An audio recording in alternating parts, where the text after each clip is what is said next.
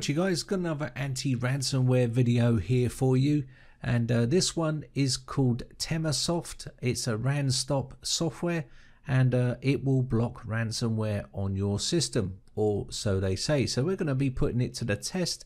It basically blocks ransomware as a whitelist, and also can recover data if you get hit with ransomware. So it also makes a backup of your user profile. So we'll take a look here, and this is the actual download where you can get your software. You can download it here, and you will have to put in some details. And let's take a quick look at the pricing here. You can see the pricing. I'll let you take a look at that for the first year and the renewal. So once you put in all your details here, you can download the software, and pretty much from there you'll be able to protect your system. So let's fire up and have a look at what she's got to offer, and you can see it's starting to load. Now I've already installed this and preloaded it here, and you can see it's got MBR protection enabled, file protection enabled, and anti-ransomware protection enabled right here, and it's all turned on, ready to go. It says your device is being monitored and protected. Up here, down the bottom there, you can see there's no detections detected, or in the alerts is no detections. Now this is the recovery section here, where you can recover your files. And you can see that it's made a backup of my user profile Brightech folder, and it's got desktop and pictures with wallpapers and stuff in there. Now this is a virtual machine. Now this is a nice little feature here. First version newest, second version, and also the third version and fourth version. These are all your backups that it will make. You've got your settings here, which is your application whitelist area, so you can whitelist stuff and ignore certain folders and stuff like that. Also backup config, alerting, reactions. Reactions are pretty good. I like this little feature here. It says perform additional actions when you've got ransomware detected on the system. Now the radio button is in disable network interfaces, which is your network adapter, and it will disable that and stop the internet activity on your computer. Now that's a good way of stopping a ransomware from going out and stuff like that. So I like that feature a lot, and it's a really added bonus to have that on this piece of software. There's also shut down your machine, which I like even better, which actually shuts the machine down. But we're going to leave it on the disable network interface for this test, so it just disables the interface. But the shutdown is really good if you want to protect your system completely, and then you won't turn it back on, and you can remove the drive and put it into a caddy and remove all your data on there, and it will stop it encrypting your data if you shut the system down. So I do like that, but we're going to leave it on the network, disable network part. Anyway, I've got some ransomware here. So first off, let's disable Windows Defender. It keeps enabling itself. So they've buried it a bit inside Windows Defender here. You have to go deep into the settings now to disable it, which is a bit of a pain. And you can see it's enabled itself again. So it continually enables itself after every reboot, which is a bit of a pain. And we're just going to disable that and let Temasoft do the work for us. Okay, so as you can see here, this is our software. It is running, and it is enabled on the system. I'll quickly check here. You can see its protection is enabled, and what we're going to do here next is create a folder here called ransom. I'm just going to quickly put ransom, if I can spell it right. There you go. And what we're going to do here is extract our files and put them into that folder. Okay, now I'm not time restricted today. I'm only going to do probably 2 or 3 files here, depending on how long it takes. Put the password in here so I can remove it, if I can remember what password it was. I think it's called infected. There we go. And then click OK, and then we should be able to remove that. And they should be inside there. Now let's fire up our Process Explorer so we can see what's happening. Now if you do want to see more videos on this software, then let me know in the comment section below, and I'll do my best to make them for you. So we can see it is running on the system, which means we are protected. And what we're going to do here next is go into our ransomware folder, ransomware collection. Now I've got tons more ransomware to test with here, so we'll do the server 3 first. Just run this. I'm not really bothered what ransomware they are. I just want to see what the system reacts to and how the software blocks it. So what we're going to do is just run this. So it wants us to run the command prompt here, which is something ransomware does, and you can see it's in the processes here running.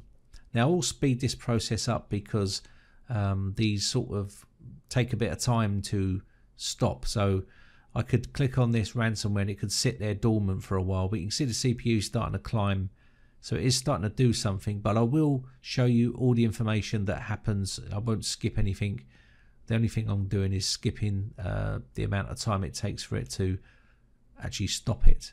So I'll just show you here. If we look here, ransomware activity detected.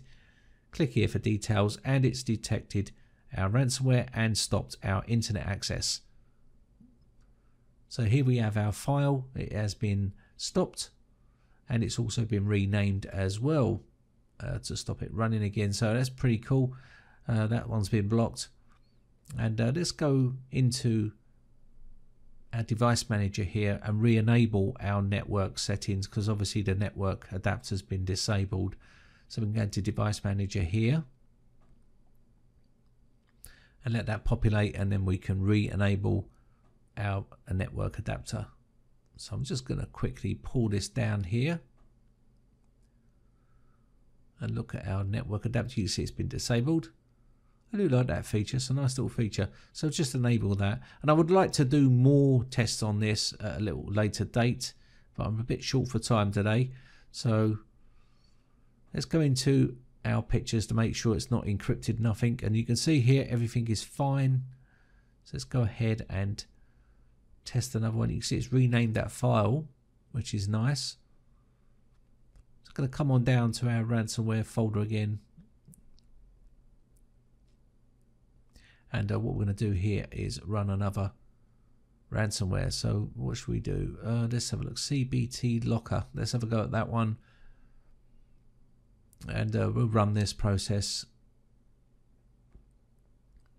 And you can see it's running down the bottom here. No CPU at the moment, so there's not much activity happening. But as soon as that starts to climb or starts to do something, you'll see a bit of activity there. If we go up here, you should see something in the temp folder. There we go. And what we'll do, you can see it's doing its work inside that temp area. We'll come down a little bit and then I'll speed this process up, but you should see it start to try and block that ransom. And there you go. The ransomware activity has been detected, and it's turned off the internet card or network card and stopped that ransomware in its tracks, which is real nice. There we go. And it's also listed it in our log files. Now also we could have this shut down the computer, which is nice, but I did notice that this process is still running here. And I'm going to stick with it for a little sec. It's killed the other process off in the temp area, but this one is still running. And there was a little bit of activity. Now the internet connection, that is important. The internet connection has been disabled, and that means it can't go out to do anything that it wants to do and try and drop another file on the system or whatever it needs to do here. So as you can see, it is still running here, and it's starting to do something down the bottom. You can see there it's starting to do something else. So we'll just stick with it at the moment. And I should imagine because there's no internet access, it will stop. And there you go, it's gone. Okay, so that has now killed that process off, as you can see, which hopefully has protected our computer. It's disabled our network card as well. Now we could have it also set to shut down the PC, which is a good feature as well. But I'm just going to re-enable our network card here and do one more test.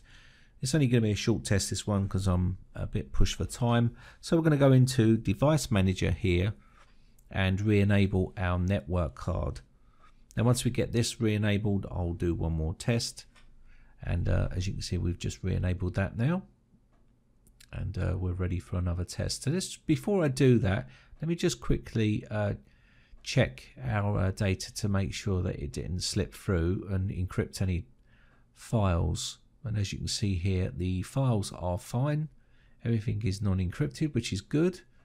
So I'm just gonna do one more here, and we're going to do exotic ransomware. Let's click on this, and as you can see, that has actually done something. It's removed the start button and the taskbar, but that doesn't mean it's encrypted our data. It may be just letting the first part through and then blocking it. So I'm going to click OK here, and sometimes this does happen with some types of software. It blocks the actual encryption but can't stop the actual wallpaper and stuff like that it puts on. So hopefully that is the case here, but I can see files coming onto the desktop there, which is not good.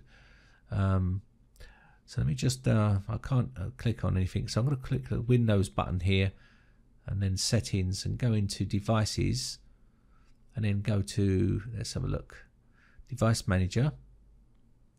And you can see the network card is still enabled, so it's not disabled the network card here.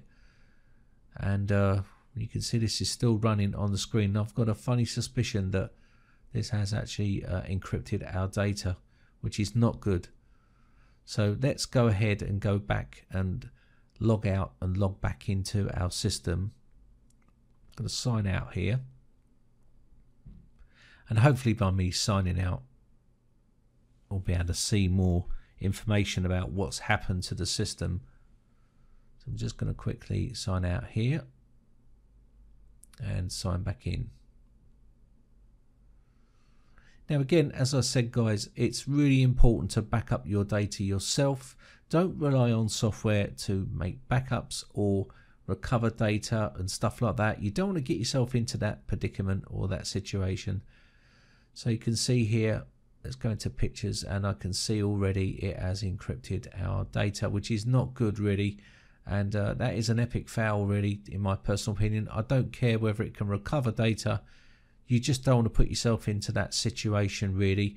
And I'm probably being overcritical here, but you don't really want to put yourself in that situation with ransomware at all. So let me just restart the system fully. And we're going to restart our system and boot that back up. And we'll try the recovery process from the software itself. But again guys, I can't stress enough, always back up your data on a regular basis. Store it away from the computer that you're using, and that way if you do get hit with ransomware, you can just wipe the system clean, put a new version of Windows on, and your data is all safe. And of course, never pay the ransom, and you will see within a very short time ransomware will disappear, because if everyone followed that protocol, then there'd be no need to have ransomware, because no one will be paying for them and they'd have their data backed up. So we're just going to log in here, and I'm a bit disappointed that that actually got onto the system. And this is the thing that we see today on websites. They claim, you know, so much, but in reality, you know, there's a lot of ransomware out there on the internet. And that's not a brand new sample. So let's have a look here. We've got our internet access, and I can see let's see, it's not running here. And again, Windows Defender has come on, and it's probably deleted it because Windows Defender's enabled itself. So let me just quickly turn that off. So go into here again. So that's probably deleted it, I would have thought, because it would still be on the system, and there's nothing on the system, as you can see. So let's fire up the Temasoft Ranstop. And again, this is not being totally it's not, you can see there's 2 detection threats there, so the third one hasn't been detected. Now this is not being spiteful towards a company or malicious or anything like that. This is just showing people how vulnerable you are, and you've got to be very, very careful even when using this particular type of software. I wouldn't rely on any software to keep my data safe. I'd rather back it up myself. As you can see here, we have a recovery system here which I want to run, and I've got some data on the desktop here, and I've also got some data in, it's encrypted all that stuff on the desktop. So let's see if we can recover some of this. You can see it's encrypted quite a lot of data here. So what I'm going to do is use their recovery process here. As you can see, I'm going to select a new location so I can see what's been backed up and what's been recovered. And again, if you had your own backups, guys, then you wouldn't have to go through this process, but I'll let this recovery process go through, and it probably will take a bit of time. And I do like the feature, don't get me wrong, I think the feature is a great feature to have, but again, relying on software and this sort of recovery process it's like playing Russian roulette, really, or walking on a tightrope without a safety net. You are putting yourself at risk. And it's recovered some files. 116 files have been recovered. Some of the files have been recovered in different locations. Some of the original files have failed to be recovered, and you can see a list here. So let me take a look here. So it couldn't recover all the data, but it's recovered some. Now, if you can't recover all the data, then that one file that it couldn't recover could be the file that you need, which is critical to your business or something like that, and you've lost it, and now it's going to cause you a lot of problems. So as you can see here, we're just going to go into here and see what it has recovered. And again, guys, I'm probably being, overcritical here of something, but it's horrible when you lose your data like this, and especially if you're a business as well. It could cripple that business and put them under.